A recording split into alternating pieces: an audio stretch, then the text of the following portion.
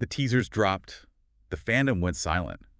In an instant, the entire K-pop world was turned upside down. I mean, it literally happened overnight. Just total unhinged chaos across every single timeline. Welcome to Starscope K-Report. Join Eric and Minji as we ride the Hallyu wave, uncovering the biggest K-pop comebacks, shocking industry controversies, and major K-drama updates. From internet-breaking rumors to historic chart milestones, we dive deep into the world of Korean entertainment. So today's headline story is literally breaking the internet right now. Song Hae-na's controversial photo, why fans are talking about Lee Hyun-yi and her husband. Oh, this one is it is a massive mess, honestly. It really is. Imagine you're hanging out with your best friend and their spouse. Yeah. You're having an incredible time. The vibe is perfect. Yeah, just a normal day out in Seongsu-dam. Exactly. And the three of you decide to take a goofy, obviously staged photo together to capture the moment. You post it online, expecting your followers to get a quick laugh. Because that's what you do. You just post a fun update for the fans. Right. But suddenly, out of nowhere, thousands of strangers, like actual Knetz, are deeply analyzing your body language, dissecting the exact angle of your arm, and furiously accusing you of crossing a severe moral boundary. The speed of that transition is what is so incredibly jarring. I mean, it goes from a private, funny moment to a very public trial in the blink of an eye. It's terrifying. We like things to be easily categorized on the internet, but in a matter of hours, your harmless joke is suddenly being treated like a massive scandal by people who have never even met you. Which brings us to our mission for today's deep dive. We are unpacking this highly talked about viral moment involving the popular model and broadcaster Song Hae-na, her best friend, and her best friend's husband. But, and this is important, we are definitely not just going to recount celebrity gossip today. No, not at all. Doing that would completely miss the underlying mechanics of what actually occurred here. The wild part is how quickly the internet just erased their reality. And we are going to use this specific controversy as a springboard to figure out why. Right, because there's actual science behind this. Yeah, we're diving into a fascinating academic study about the psychology of online hate. We'll be unpacking something called framing theory and exploring a deeply pervasive concept known as the spiral of silence. It sounds super academic, but it explains so much about stan culture.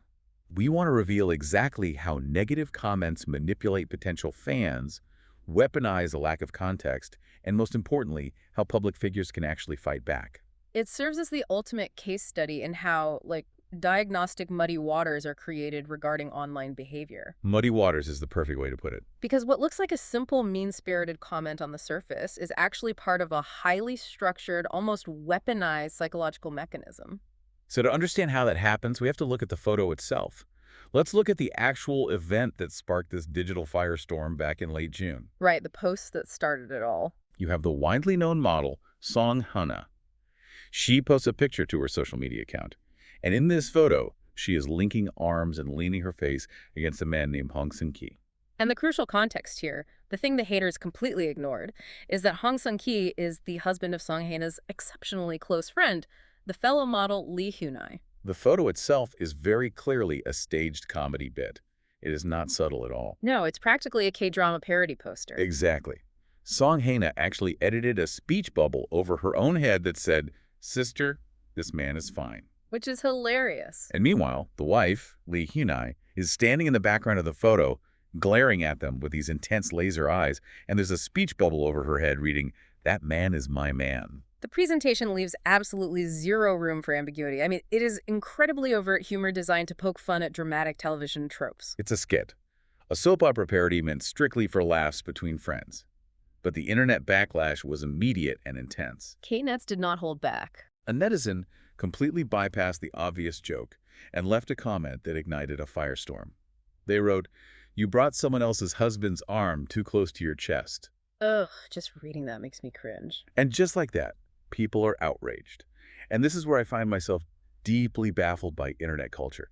Why do people project their own rigid, hyper-moral boundaries onto strangers' obvious jokes? It's so strange. It feels exactly like watching a sitcom on television and getting furiously offended that the actors are standing too close to each other on the set. That is a phenomenal analogy.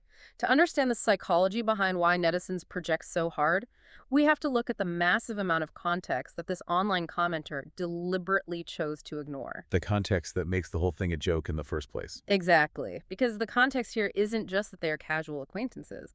Lee Hyun-yi and Song Hae-na are extremely close senior and junior models who have been in the Korean entertainment industry together for well over a decade.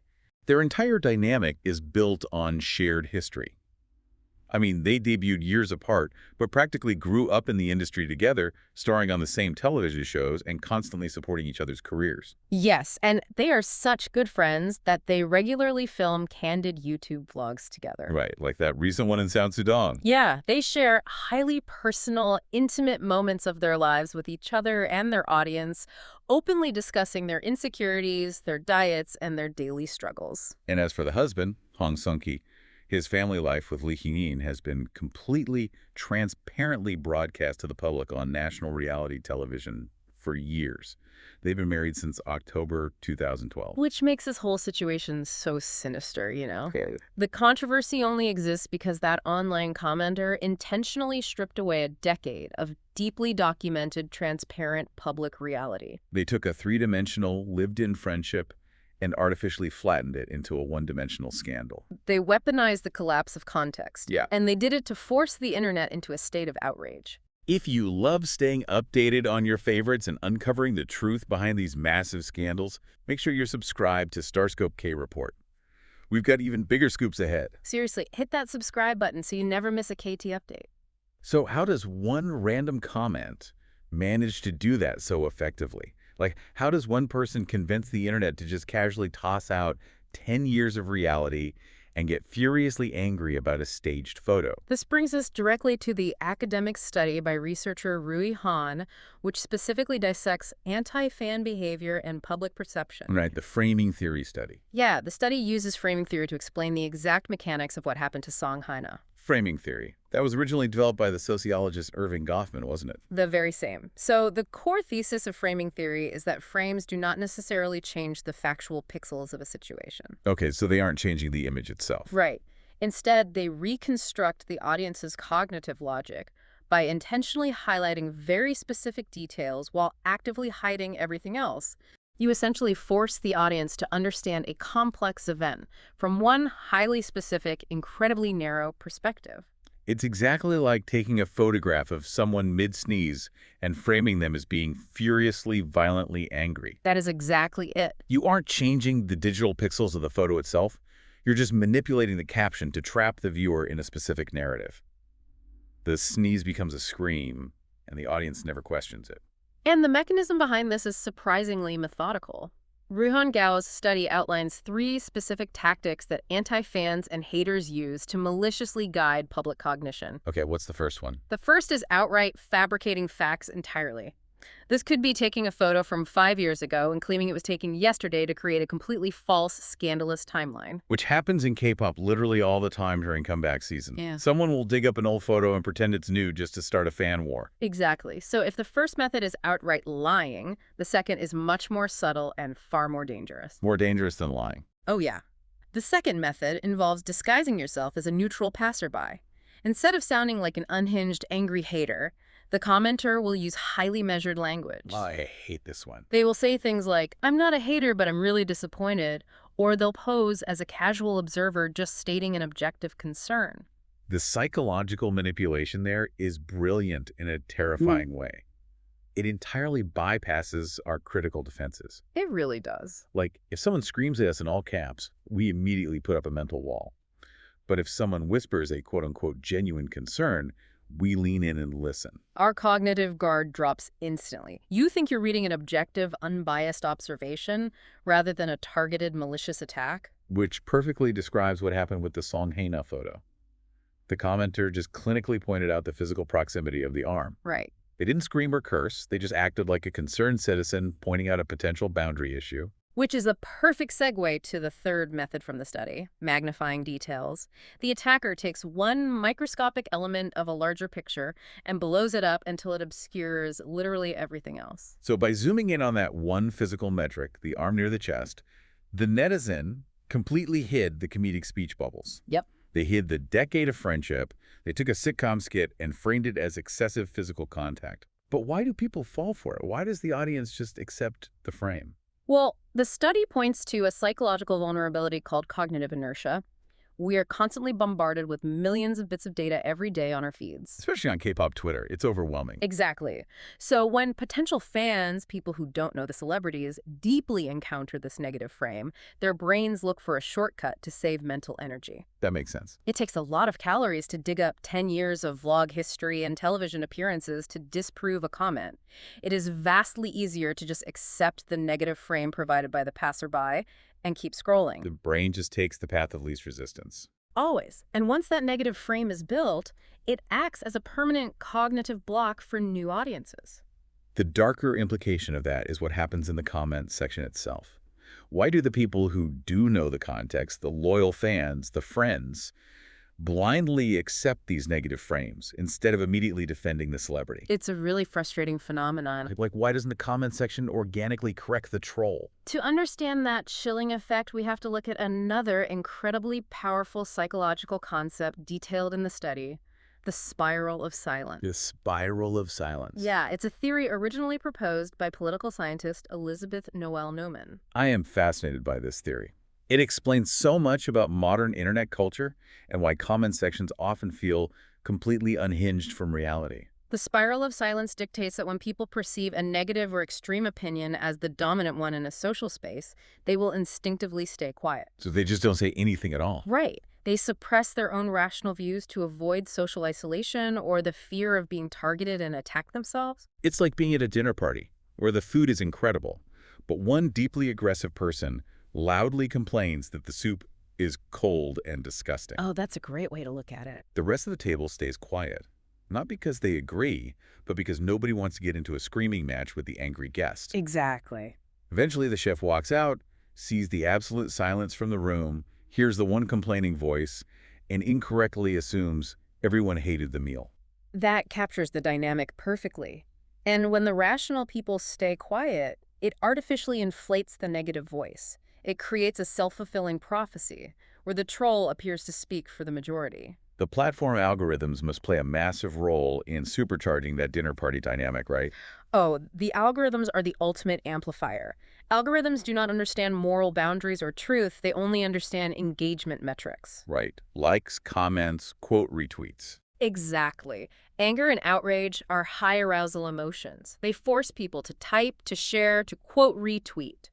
So the platform actively pushes the single outraged comment to the very top of the feed, cementing the illusion that everyone agrees with the troll. And later in the episode, we'll talk about the brilliant plot twist these celebrities use to fight back that nobody saw coming. You won't want to miss it. But first, to illustrate just how devastating this combination of framing and the spiral of silence can be, the study uses a primary case study, a massive international celebrity named Roy Wang. Roy Wang. He has an absolutely massive fandom, doesn't he? Oh, Roy Wang is a multi-field artist with a staggering audience. We are talking about over 80 million followers on Weibo. 80 million. That is unreal. And over 2 million followers on Instagram.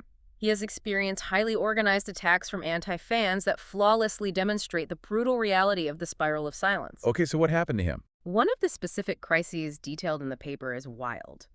Haters took an unretouched, raw photo of Wang from 2018 and weaponized it to attack his skin condition. Oh, wow. They utilized the exact passerby disguise we just talked about. Someone left a comment stating, "Does Roy Wang's skin look like the surface of the moon without the beauty filter?" The phrasing is incredibly calculated. It sounds like a genuine, if rude, question rather than a targeted hate campaign. Exactly, and it gained over 100,000 likes. A single comment, disguised as a casual, innocent observation, completely hijacked the narrative around a global superstar. So the haters flooded the comments, creating the illusion of a negative majority. The algorithm rewarded the controversy, and the negative frame became the accepted reality. Precisely. But hold on, I want to challenge the real-world impact of this based on a specific data point in this study. Okay, what did you find? The paper mentions that during another incident, his 2025 Paris raw image scandal searches for a foundation brand that Roy Wang endorsed actually soared by 300%. They did, yeah. So isn't the golden rule of PR that all press is good press? Shouldn't the brand be absolutely thrilled that their search volume tripled overnight? You would think so, and it's a very common misconception that visibility automatically equals success. Right. But the study's data reveals a massive trap. While searches for the foundation brand did indeed rise by 300%, the conversion rate, the actual number of people buying the product, completely plummeted. Oh, wow. I think I see the mechanism here. It's not that his loyal fans suddenly stopped liking him. No, not at all. It's that their silence allowed the trolls to permanently alter the search results. Yeah. So a random potential consumer Googles the foundation, and instead of seeing glowing makeup tutorials or positive reviews, they are immediately hit with a negative frame about his skin condition. You nailed it. The narrative was fundamentally polluted. Because the loyal fans stayed quiet to avoid the mob, the only data feeding the search engines was the trolls' negative keywords. That is devastating for the brand. It is. Potential consumers saw the attacks, connected the bad skin frame to the foundation, lost all trust in the product, and abandoned their shopping carts. The silence of the neutral fans literally has a quantifiable, devastating economic impact. It costs the celebrity and the brand real money. The data leaves no room for doubt. During his 2019 crisis, Wang saw a massive 42% drop in public opinion health for his endorsed brands. 42%. And during the 2025 scandal, it hit his bottom line directly. Lucrative business offers dropped by 15% in the short term, and his film and television exposure dropped by a staggering 27%. A 27% drop in TV and film exposure, purely because rational people decided to stay quiet in the comment section. It's terrifying when you look at the numbers. It highlights exactly how dangerous it is when we let bad actors build the frame for us. Brands are incredibly risk-averse. They will sever ties rather than deal with a manufactured controversy. And the residual public opinion effect lingers long after the original post is deleted. This brings us right back to our K-entertainment story with Song Hae-na. If negative framing and the spiral of silence are this destructive, and we've seen the sheer economic damage it inflicted on someone as massive as Roy Wang, how did Song Hae-na and her friends avoid the exact same fate? Well, they handled it brilliantly. Right. Because they weren't canceled over this photo. They didn't lose their brand deals. They survived and thrived because they instinctively executed what the study identifies as the ultimate PR defense strategies. Which are what? Proactive responses, the utilization of verifiable evidence, and a brilliant psychological counterattack called value transformation. Value transformation. Let's break that down. Is that taking the very thing you're being attacked for and mutating it into a point of pride? Exactly. It disarms the attacker by fundamentally taking away their weapon. Oh, I love that. Going back to Roy Wang for a moment, he eventually survived his crisis by doing exactly this. He launched an anti-appearance anxiety campaign. Oh, I remember that. Yeah. He deliberately posted a makeup-free photo on his own Instagram with the caption, "Pit is a medal." He directly addressed the brutal attacks on his skin and transformed the narrative into a powerful message of self-acceptance. That is such a brilliant maneuver. The troll can't hurt you with an insult if you wear that insult like armor. It completely shatters the negative frame. It takes all their power away. And what's truly amazing is that Song Hae-na, Lee Hyun-yi, and Hong Song-ki executed a very similar value transformation, but they did it through the lens of comedy. Right, consider the alternative. When that netizen commented about Song Hae-na holding the husband's arm too close, the traditional, highly sterilized corporate PR move would be to panic. Like dropping an official agency statement. Exactly. They would delete the photo entirely or issue a formal, legalistic apology stating, "We apologize for causing any discomfort to the fans." Which, based on everything we've learned about the spiral of silence, would be the worst possible move. It would be disastrous. It would just validate the haters. An apology would act as an official admission that the negative frame was factually correct. But instead of retreating, Song Hae-na leaned aggressively into the joke. She really did. She replied directly to the critic with just 3 words, "That's right, confirmed." It is a profound refusal to accept the premise of the attack. And the velocity of her response is a critical factor here. Right, she didn't wait 3 days to figure out a strategy. Exactly. The study emphasizes the absolute necessity of efficient, proactive responses. By replying immediately, she starved the troll of oxygen. She didn't allow the negative public opinion any time to fester or become the dominant voice in the algorithm. And the fact that her friends backed her up instantly is the key to shattering the spiral of silence. They refused to play the role of the quiet dinner guests. They jumped right in. Lee Hyun-yi jumped right into the comments under the troll and wrote, "He's mine," playing seamlessly back into the original soap opera parody they'd set up. And the husband, Hong Song-ki, delivered the final blow by providing the verifiable evidence. What did he post? They posted wide shots photos of the entire group hanging out at a lively home party. He captioned his post calling it a Song Hae-na fan club gathering and left a deeply sarcastic comment saying, "Me," acting utterly baffled that he was somehow the center of an internet scandal. I am in awe of how flawlessly they handled it. They took the air completely out of the trolls' tires by saying, yep, we did that, They and give them absolutely nothing to work with. they flat out refused to let a stranger build a negative frame around their decade-long friendship. By all three of them speaking up immediately, armed with undeniable humor, they instantly broke the spiral of silence. Anyone else scrolling through the comments saw immediately that the troll was not the dominant voice. Right. The troll was just the weird, angry guest at the party. They aggressively protected their multi-dimensional image.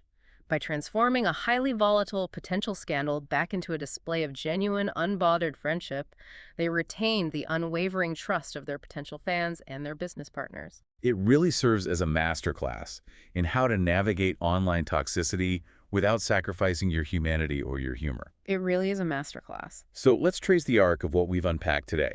We started with what should have been a harmless staged Instagram skit in San-soo-dong between three deeply connected friends. A totally normal day for them. And we watched an online troll attempt to hijack that authentic moment using the manipulative mechanics of framing theory, magnifying one tiny physical detail to construct a completely false reality while disguised as a concerned passerby.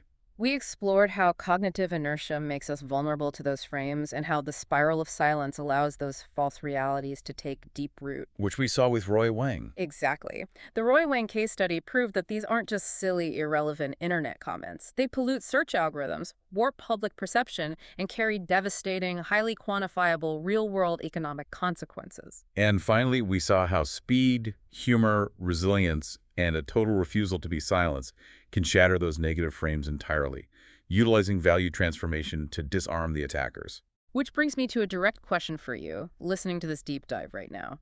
I want you to critically evaluate your own digital habits. Oh, this is a good question. The next time you're scrolling through your feed and you see a highly liked, seemingly objective negative comment on a viral post, stop and ask yourself, are you actually seeing the whole picture? Or are you simply looking at a very narrow, highly manipulated frame that someone else built specifically to trap your perception? That is the essential question of the digital age. Yeah. And it leaves me with a final, somewhat chilling thought for you to mull over as we end our journey today. What's that? We've explored how platform algorithms inherently reward this kind of negative emotional framing because anger drives interaction. If this cycle continues unchecked, if the internet constantly attempts to punish organic, goofy human moments with bad faith attacks, will we eventually reach a tipping point? That's a scary thought. Will we reach a day where celebrities, public figures, and maybe even just regular people stop sharing genuine, unpolished moments entirely? Are we driving ourselves, algorithm by algorithm, toward a hyper-sterilized future where we are left with nothing but AI-perfected, legally approved, entirely soulless PR statements? I really hope not, but it's a real risk. Because if we don't learn how to recognize and break the frame, the next time someone wants to take a goofy staged photo with their best friend, they might just decide it's safer to keep the camera turned off. And that would be a huge loss for all of us. You've been listening to Starscope K-Report, where Eric and Minji bring you the stories shaping K-pop, K-dramas, and the global Hallyu wave.